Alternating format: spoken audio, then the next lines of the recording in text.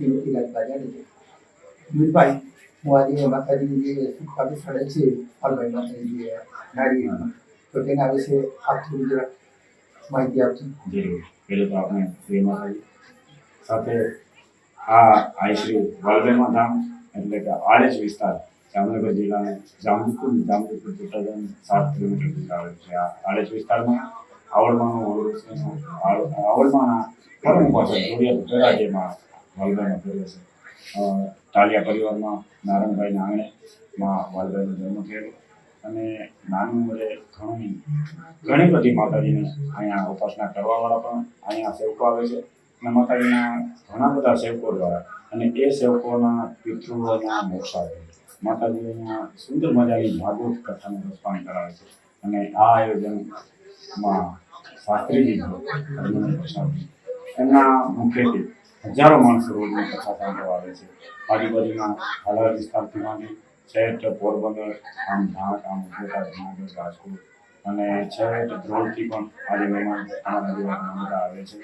તો માતાજીની આ કથાનો જે લાભ લેવા બધા આવે છે. સાથે સાથે બપોરે અને સાંજે સવારે ચા નાસ્તો તો રહી, બપોરે પ્રસાદી, સાંજે પ્રસાદી, જમણવાર, રાતે ઉતારા વ્યવસ્થા પણ સારા છે અને રોજ રાતે ડાયરા પણ હોય છે.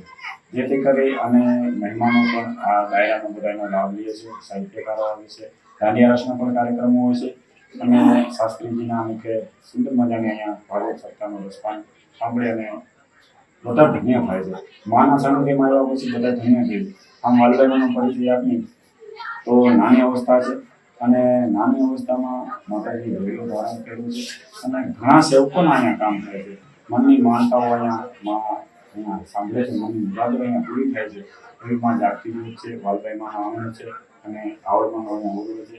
તો આનાથી વિશેષ તો આ એક કળિયુગ કાર્યમાં જાગતી જ્યોત જોયું અને ઘણી માતાજી છે. આપણે સૌનીવાળા દેવલમાં, રામપર વિપલમાં, ગળદરે જાય તો લાખિયાય, પોરબંદર જાય તો જાહલાય, આમ ધોળાહાનના મહેલમાં અત્યારે હાલ એમનું મહેલ પછી વેકરિયા પાસે છે માલિયા, એવી પાણીદ્રાના પાંચી બેઠી છે માં મોગલ આવી આ બધી માતાજી ચારણ જોડાયાના સર્વે માથે સર્વે સેવકો માથે કૃપા વર્ષે એવા ભાવ સાથે જય માતા. જય માતા.